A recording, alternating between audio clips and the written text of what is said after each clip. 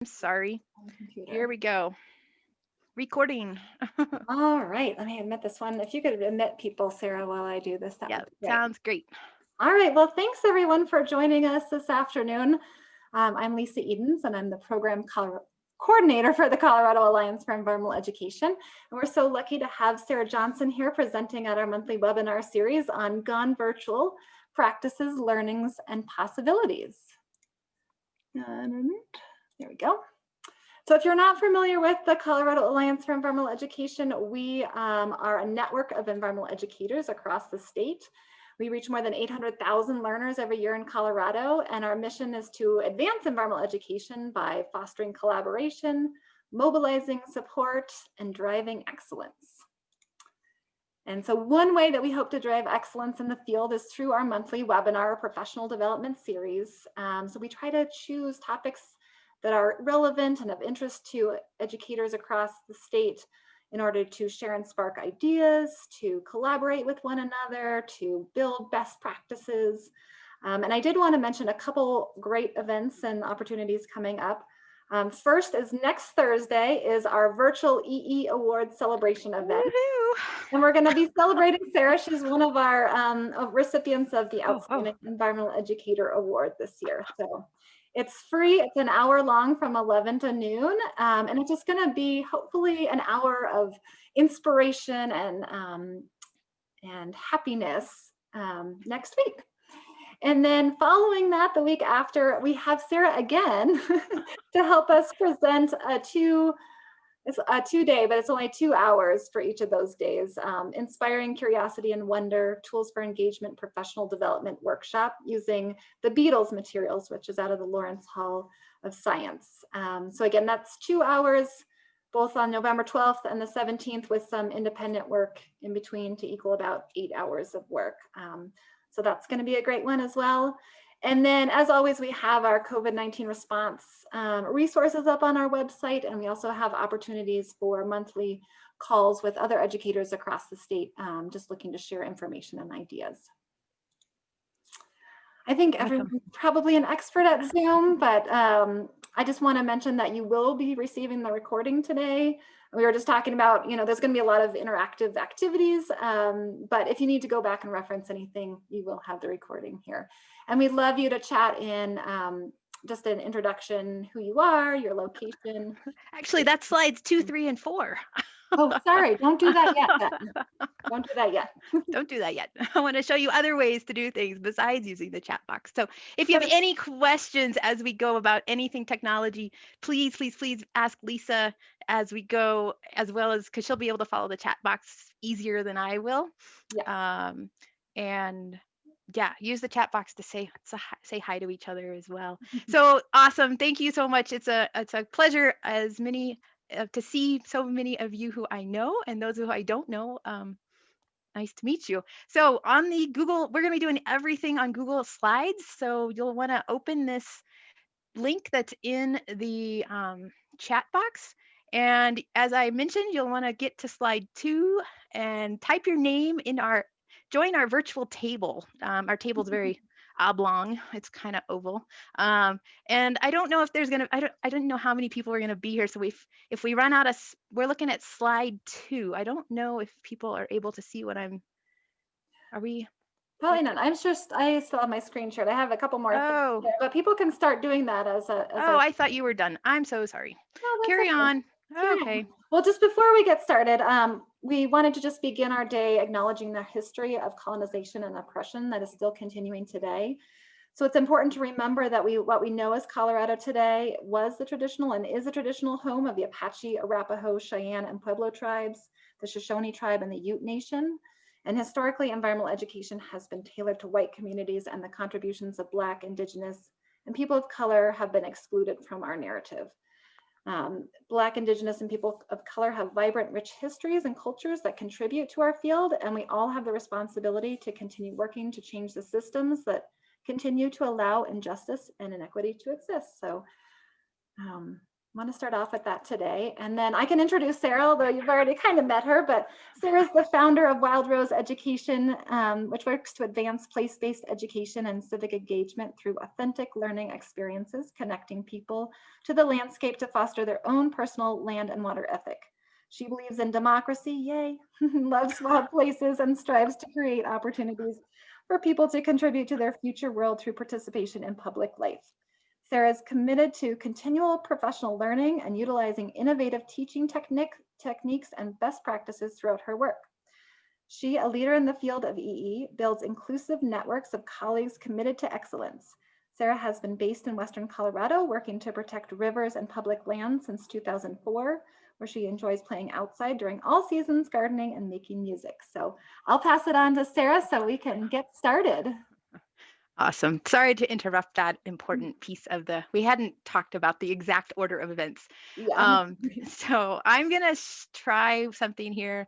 I'm going to try to share my screen, but I don't really want to, but I'm going to. And I'm going to explain why I don't typically um, share my screen, but we'll figure that out. So present mode, let's see here. So yes, yeah, that's not gonna work. So as I was introduced, I'm on the board for CAEE and have been about to be done with my board term after 6 years. And it's a pleasure to get to share some things that I've been learning in the last 6 months. Maybe I've been learning for a long time, but have applied to a virtual environment. So this being our virtual table, my plan is to model a whole bunch of stuff for you, as well as give you some things that I have learned, and as well as have you share some things maybe you have learned too, a little bit along the way. It's a very fast-paced.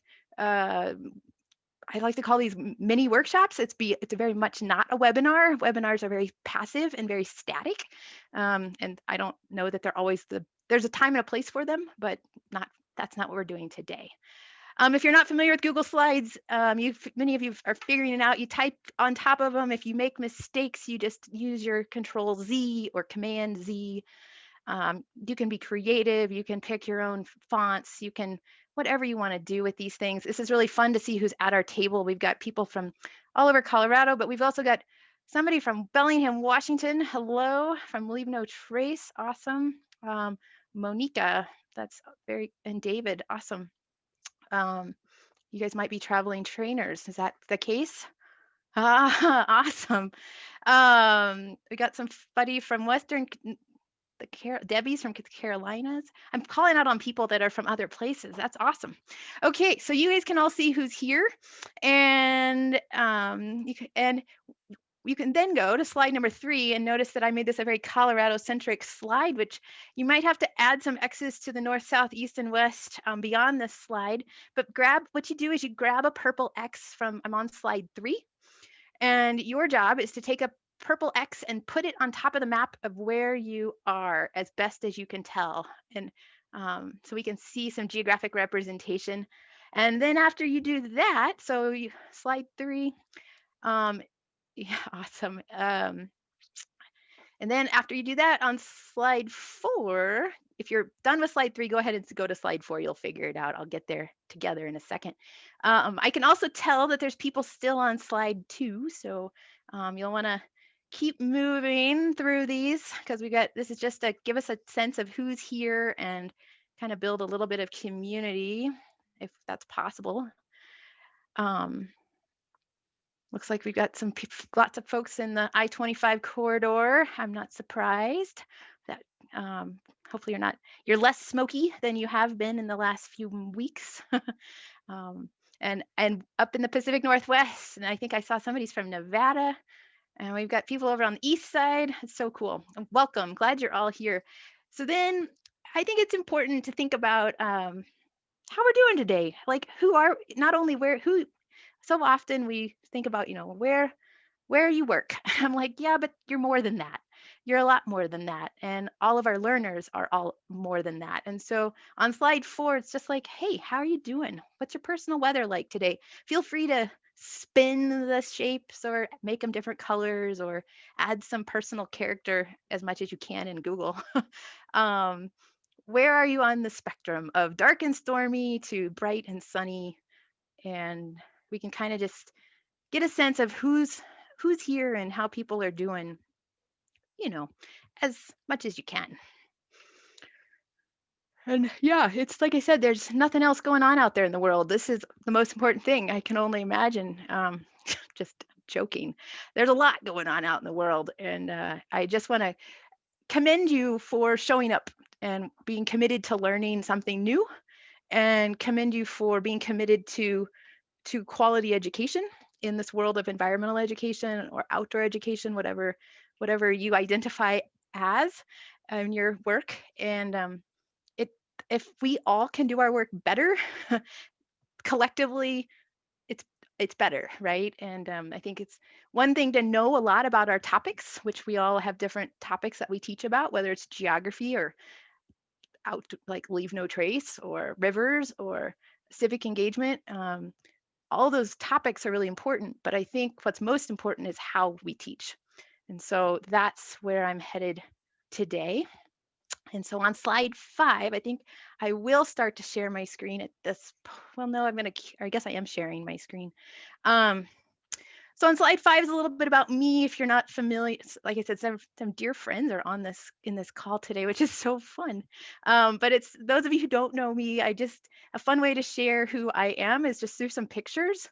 So I literally just did screenshots of my social media world. Um, so I am a human, not again, I think so often we only identify with our work, and I think that's a missed opportunity. So there's some of my personal world on the left. Most recently, I picked about 5 gallons of carrots. That was pretty awesome from my garden.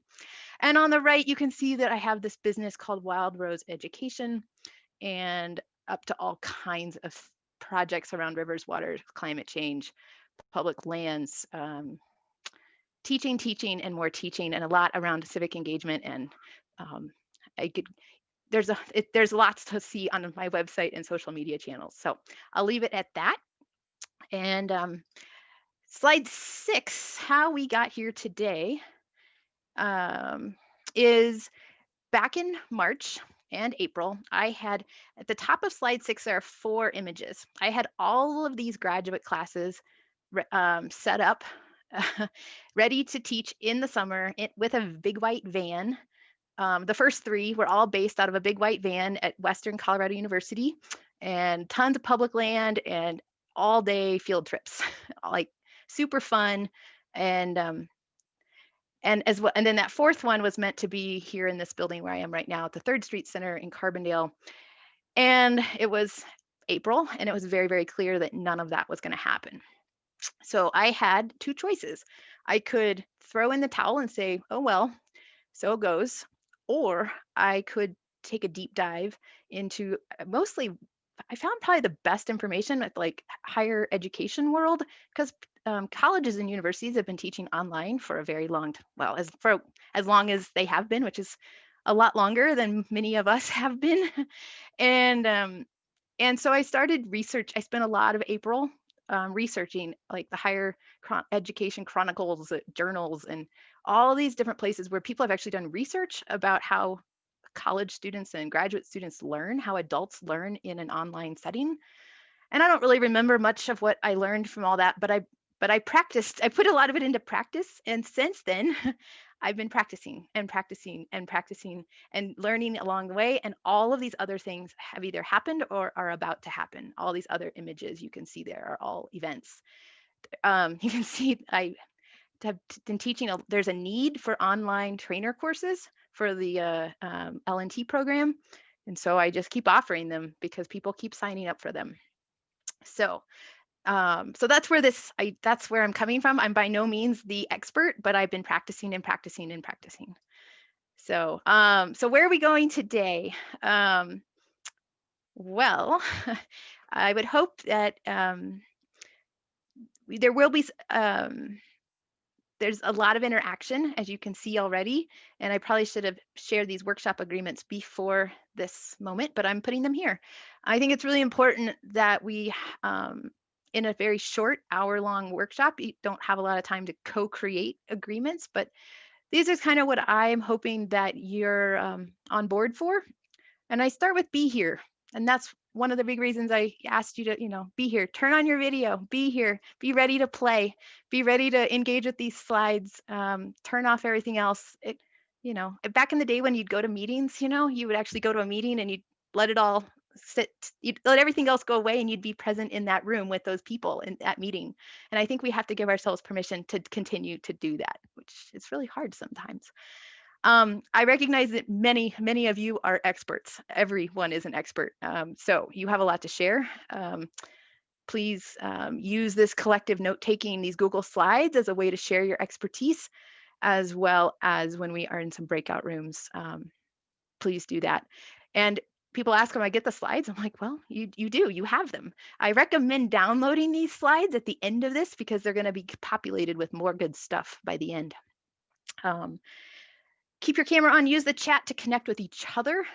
Send whatever you want. If there's this constant stream in the chat going about anything, that's fantastic. That means you're engaged and you're having a conversation about stuff that I can't follow as fast as you are. My brain doesn't work that fast. So, but please use it. It's okay to be raggedy. Please share some less than half cooked ideas. And everything that I share with you today and what you share today might be different tomorrow. What's true today is or maybe even by tonight. So we're just dancing through this thing called life and learning together.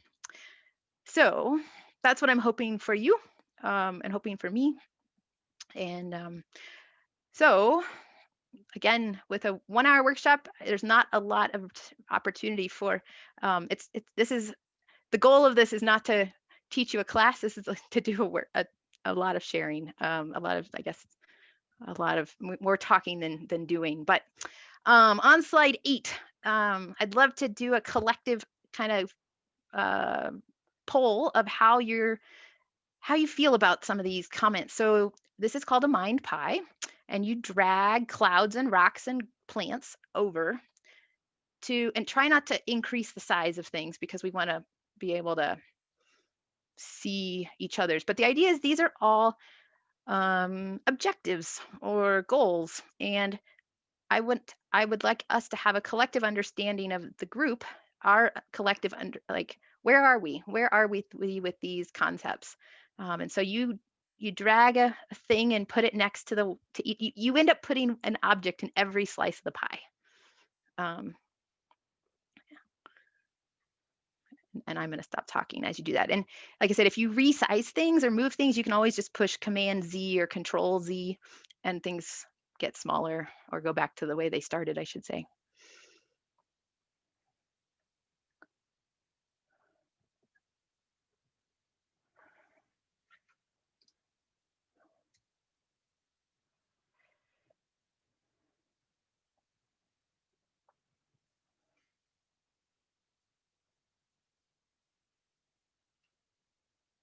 All right, looks like we're getting we're populating the pies.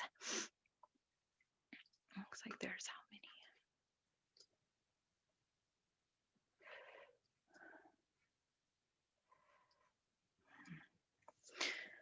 many. All right, so what I'm noticing is that LMS might be new language to somebody. It doesn't mean leave me, I don't know, silly. Like, it doesn't. Well, so we'll be talking about that. It looks like some people actually enjoy teaching virtually. Looks like, or they don't. They have room to grow there. I'm sorry. They have room to grow in virtual teaching. Um, there's a few rocks, but what I'm seeing here is a lot of people wanting to learn and a lot of people with not a ton of familiarity, which is why you're here. So that's awesome. I think it's also, as a side note, I think it's as a colleague to colleague, teacher to teacher, it's really cool to be able to have this collective kind of understanding of where we are as a group, as like an evaluation tool, and it's anonymous. Typically, this is done on the ground with a big piece of paper with rocks and plants and not clouds. Um, but anyway, Cool. So then on slide 9, um, I'd love for you to share. Think of a time when you really enjoyed learning virtually. Choose one word or I would say short phrase to describe how it looked and type it on a sticky note. Something that was really enjoyable.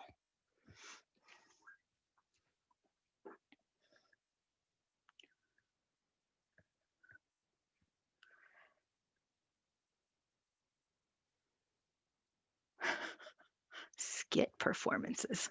Oh, nice. I do have some costumes today.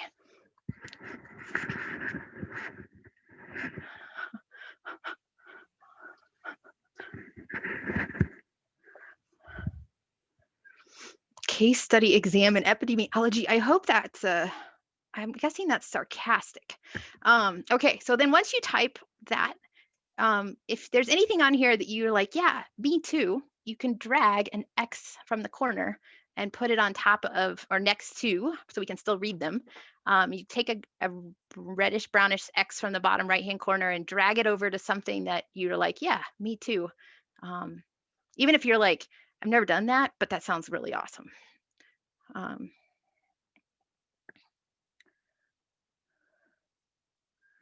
Opportunity to reflect and time to go back. Awesome. Breakout sessions, self reflection, introductions to others. Yeah, absolutely. Humor included. A presenter with a lot of energy. Well, that's good because I'm feeling that way today. Uh, Game show. So lots of what I'm seeing here is a lot of interactive things. Um, Things that are not. I don't see anybody here writing somebody talking at me and going through slides. Um, so yeah, sweet.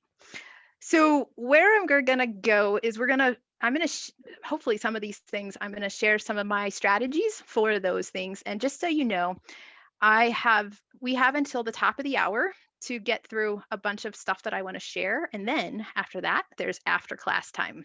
And after class time means that that's when we're going to have the chance to have more of any kind of all the questions, all the discussion you want to have, because I can spend another 10 or 15 minutes or longer if anybody wants to um, having further conversation. But because this is a a recorded thing that CAEE wants to use into the future, um, I think it's best to just share as much as I can, and um, and then we'll save the discussions for the end. There is a breakout room at some point towards the end. So, all right. So at this point, I am going to share my screen in like the real way, not the fake way, I guess, if you could call it that.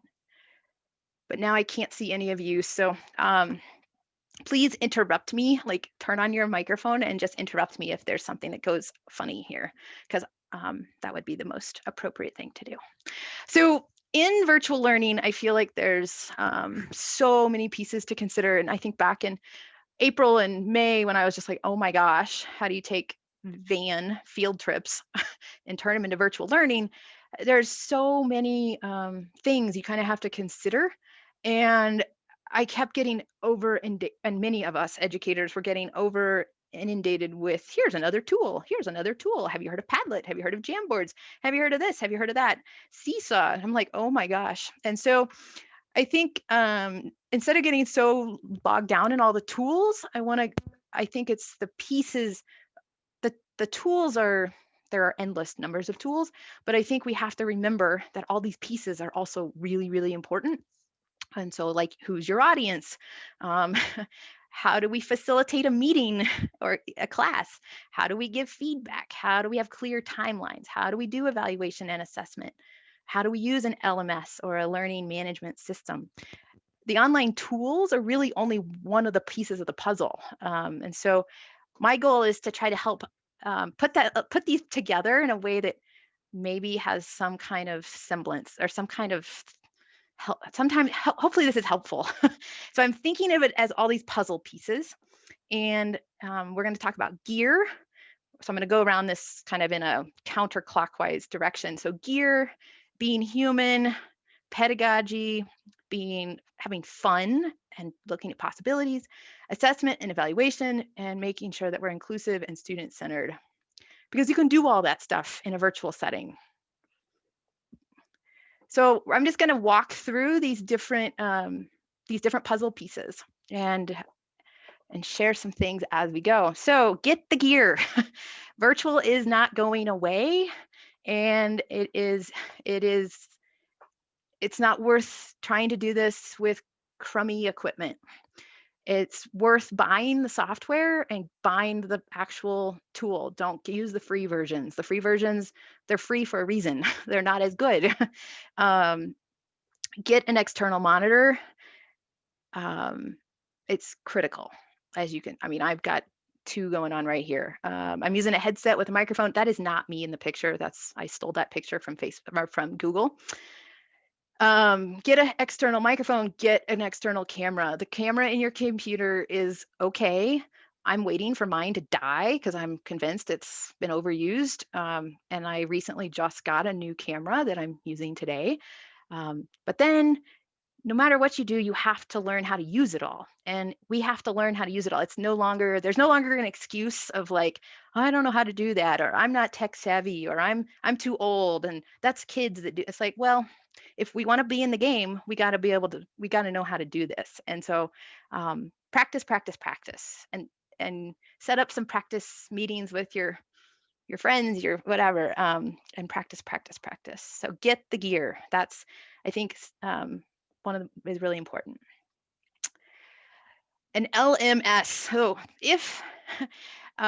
when we're thinking about teaching adults, there's a lot to learn from the university world.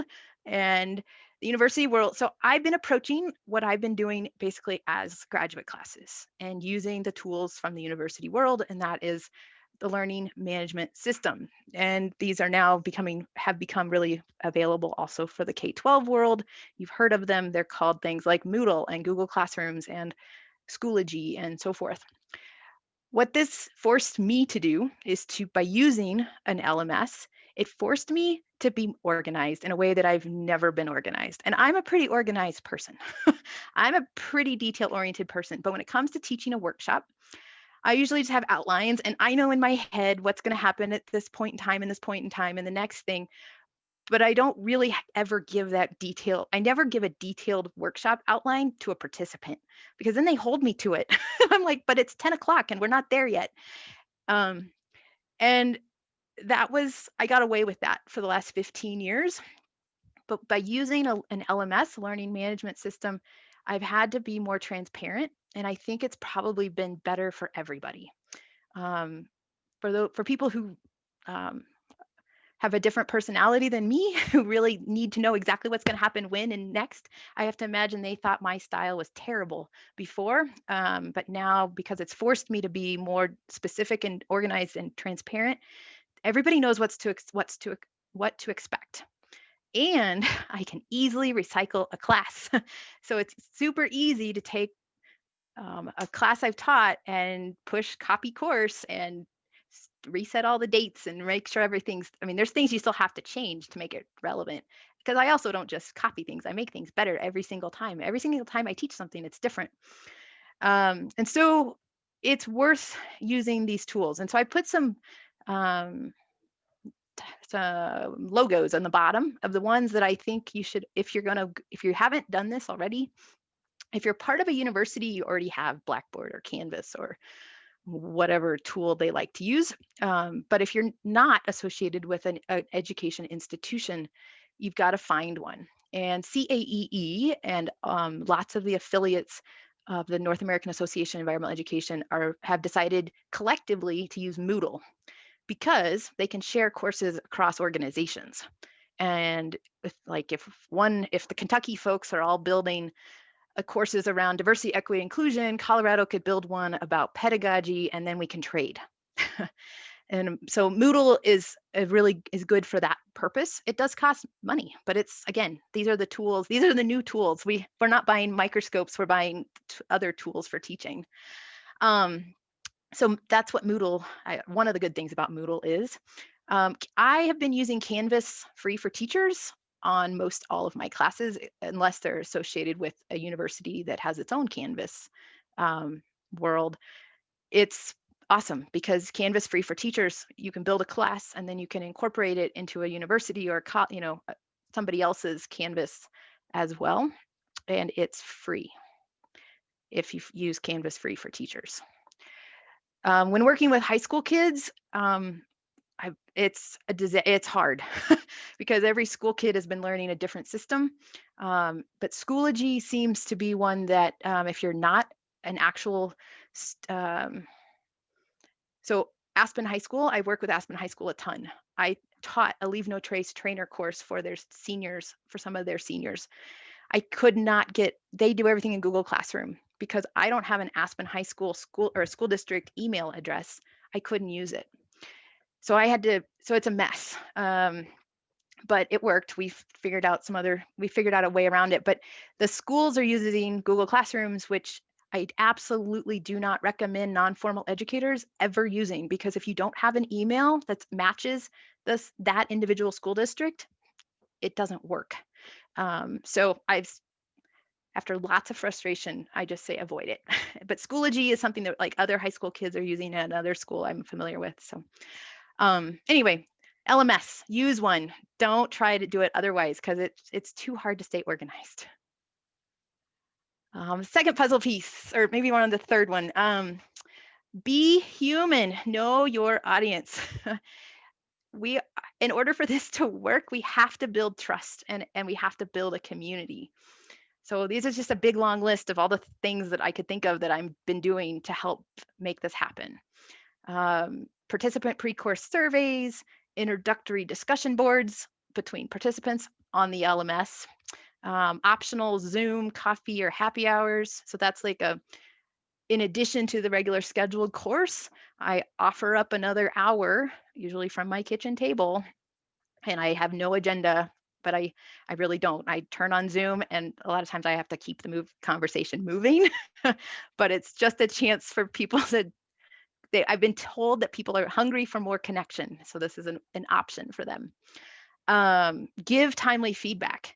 I've had adult learners tell me how much they appreciate that I actually read and or view, if it's videos or drawings or whatever, and I actually give them feedback.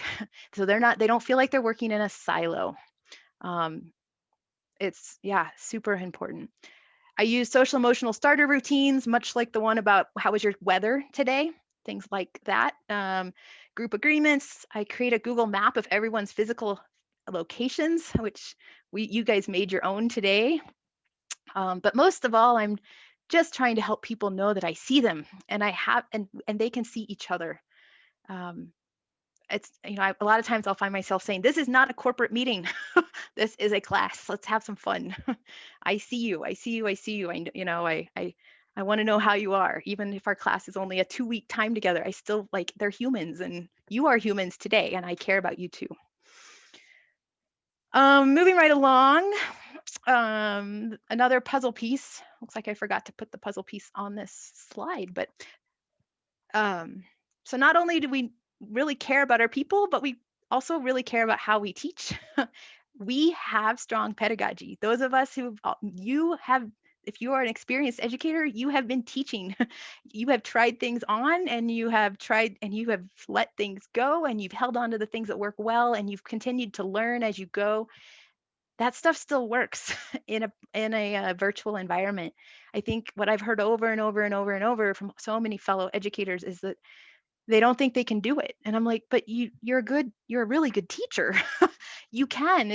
And so we cannot let all the stuff we already know, we can't let it kind of stay behind. We have to bring it with us in this new adventure.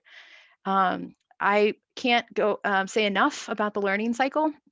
When you download these slides later, in the speaker notes of this slide, there's a bunch of links to the learning cycle. So you can dig in, but use the learning cycle. It has changed everything that I have done. Remember what you know about sequencing programs from your previous teaching. And just remember to use the neuroscience, the research, utilize what we know about how people learn. Don't let, and that, I mean, this in itself, this one slide could be an all day class. But remember that you know stuff, bring it with you. All right, moving on to another puzzle piece, inclusive and student centered. This is also really possible. It's actually maybe more possible in virtual learning. We have multiple intelligences. So that means we have a responsibility as educators to mix it up and use all types of asynchronous activities, I would say, as well as synchronous activities. So don't forget about real books, those paper books, that have pages and they're wonderful to read with a cup of coffee. You can still use those. Have people read books.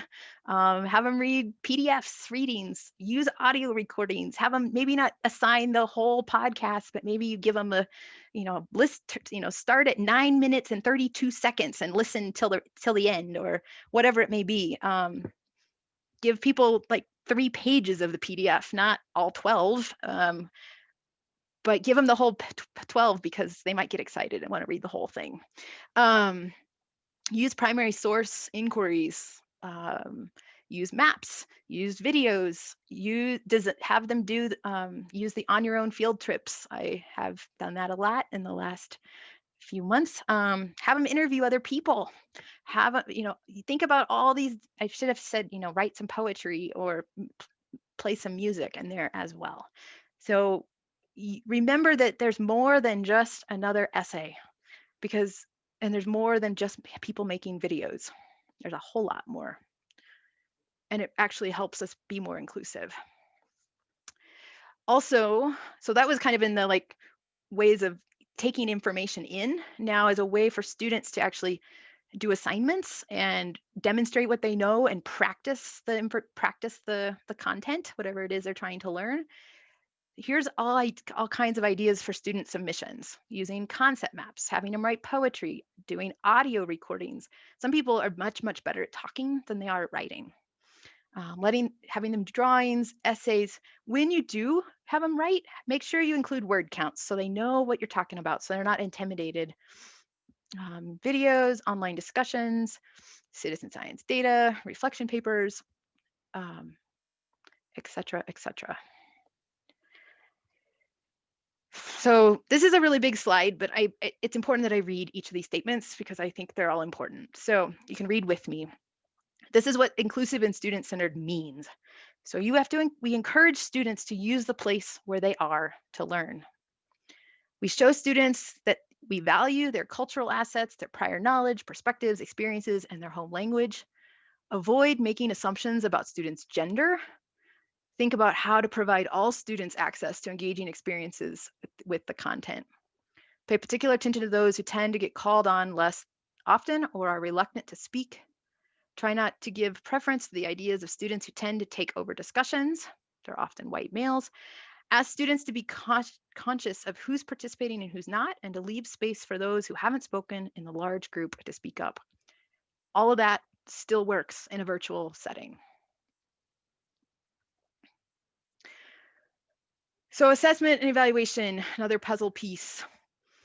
I recommend with adult learners that you structure things in a pass-fail grading scheme, so they know they just have to do the work. And it also makes your life a whole lot easier because I don't know how to build rubrics and grade things. Oh my gosh, that's a whole nother me doing a whole bunch of research and learning. But you have to hold everybody accountable. You can't give people certificates for hours if they don't do the work. Just because we're virtual doesn't mean that we're being lackadaisical. We're still holding people accountable. I actually had to fail people from a Leave No Trace trainer course because they didn't do the work. And I was like, are you kidding? But I did because I had to keep the whole thing accountable. And so hold people accountable, but in a pass-fail way. Design the assignments to fit within the learning cycle as part of the learning. Assignments aren't extra. They're very intentional. Create evaluation tools just as you've done before, using really clear goals and objectives so that you stay within your scope. Yeah. and make it really fun. Um, the fun parts of all this is that you have a much broader playing field, just like on this webinar right now. We have all kinds of people. Keep a map of where these people are coming from. Such diverse, rich discussion. I had no idea what was possible.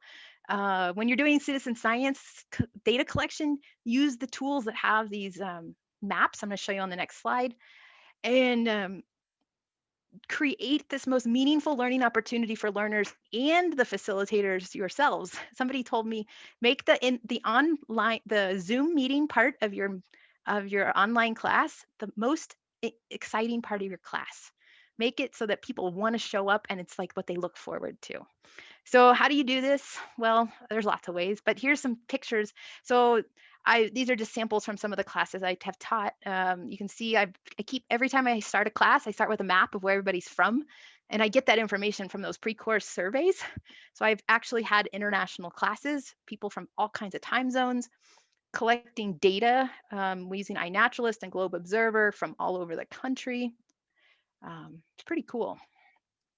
Today we had so much fun. I was on the Arctic, and I do Arctic science things as well as lots of other things. This was today's. I just shared this because this is have some fun. The instructions for this meeting today were to wear a funny hat. Halloween's in 2 days. Be silly. And then they did and I took a screenshot of everybody. So make things fun. And then there's so many possibilities. Um, give people graduate credit or make that an option. Teach certificates, courses, charge money for these things. Your education cannot be free forever. It will never, it's not going to work. We're not going to have jobs if we continue to work, if that's how the world keeps going. This is you do valuable work. I do valuable work. We should be paid for it. So think about it as fee for service.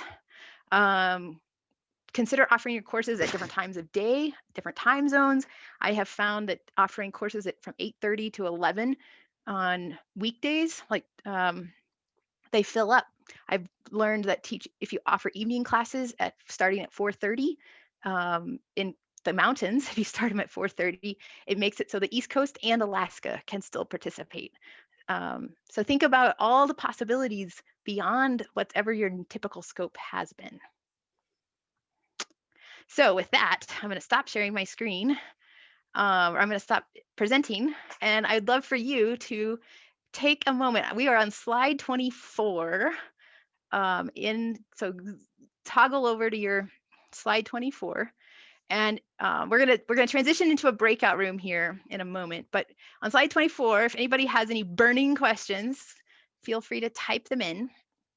And while you're doing that, yes, the breakout room, what's going to happen is you're going to be in either groups of 3s or 4s, and you're going to follow the instructions that are on slide 25 that says look back at the slides and talk about 1 or 2 ideas you want to try on. And we're going to give you a few minutes to do that. But I'm going to look at the questions here first. Tried Google Slides with very little success. If you want to talk about Google Slide details, we can do that in the after class part, because you can see this is just one strategy. So where do I get all my cool images? Oh, that's I steal things from the online world. Yeah.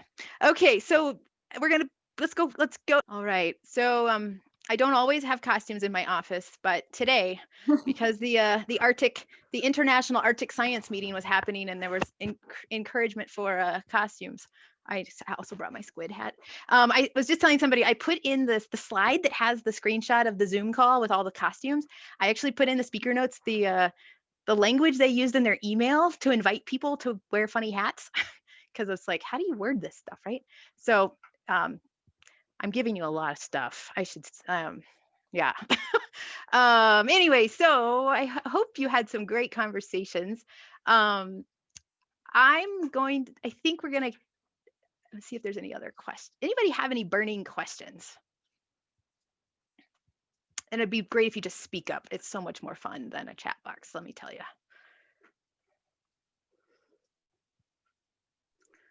I All guess I have right. a question. Oh, go for it. I love to go Um, for it. so when you are presenting, Google Slides is awesome because you get to do that kind of live interaction. But for the time, have you used any other programs that kind of allow that ability if you're just doing like the webinar type thing where you're just like speaking into the void, if you will? I don't like webinars. I think they're a waste of time, to be honest. I think there's a time and a place for them. I don't like doing them. I think it's not my style. I can't talk to a void. It is horrible to me as an educator. There's no feedback. So I even told when I agreed with Lisa to do this, I said, yeah, we got to call it a virtual mini workshop. Like it's what it is. It's not a webinar. I guess Other have you tools, I use Group Map a lot. Group Map you have to pay for. It's worth paying for. It's very expensive. It's worth paying for. I've used in other places. I've used Jamboards and Padlets, and I mean the list goes on and on and on. But again, the tools they're bright and shiny, but lean on your pedagogy skills. Don't get so caught up in the tools that you forget that you know how to be a good teacher. Flip grids and seesaws and all these silly, they're just never ending. And there's a time and a place for it. I've used many of them. So I don't know, Julie, if that really answers your question, but. I guess just for if you have like, a much larger audience or something like that, I could see Google Slides getting a little bit unruly perhaps, but. Yeah, well, that also goes to so it goes back to your audience, knowing your audience and knowing what you're doing. How many, like I know, like I'm going to teach this class for Western that starts on Monday and there's 20 people in the class. I think 25 is going to be an absolute max. It'll be the largest online class I've ever taught.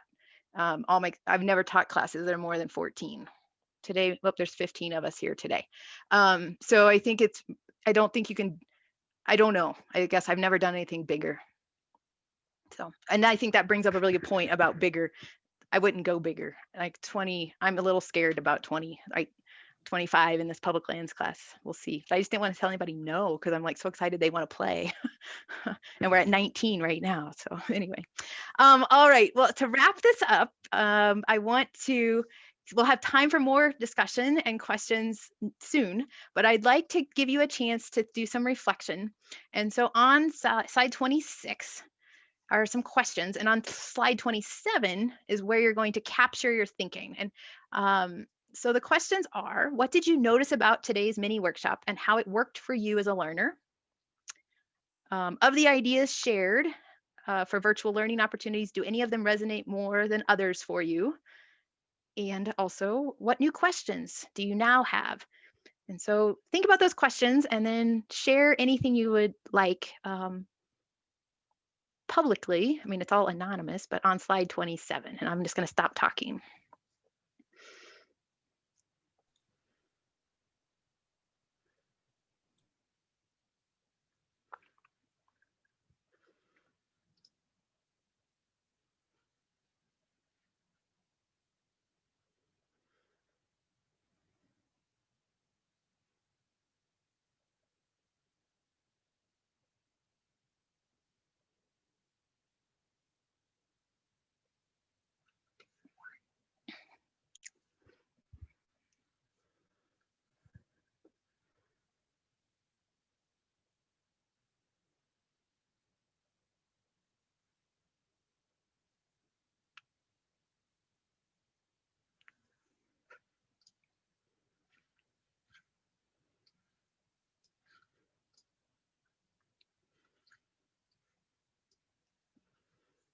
So in Google Slides, the proverbial head nod, if you don't have stars to drag across, is put asterisks or asterisks are great. They're like, you can star people's, like the end of people's phrases.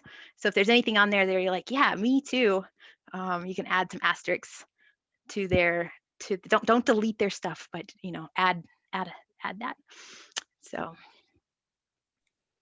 Sarah, could you share your screen just so people watching this afterwards can see it from? Oh yeah, I totally forgot.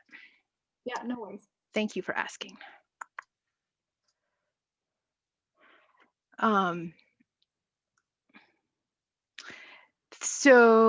Excellent. So this is a fun thing for you to see that how you're part of this little community in this little hour class.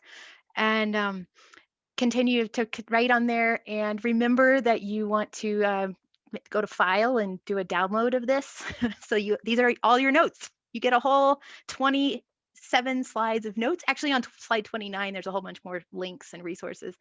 Do know that if you look carefully through these slides, there is stuff hidden in the speaker notes.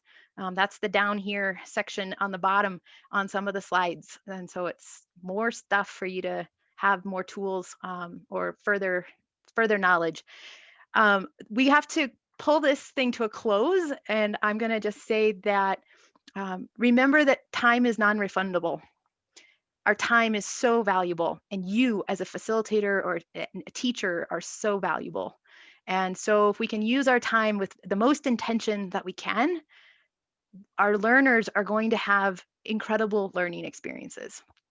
And you will see a difference in the way they write reflection papers, in the comments they make, in just even in a virtual environment. You will see a difference, and you will feel like I have been feeling like, oh, like, wow, this is working. People are getting a lot out of these experiences, and it's not about me; it's about their experience. And so I think remember that our time with each other is non-refundable. So be intentional. And I believe that good education is possible, and we just have to practice and practice and practice and practice. So with that, I would like to officially close this webinar, or at least stop the recording. And then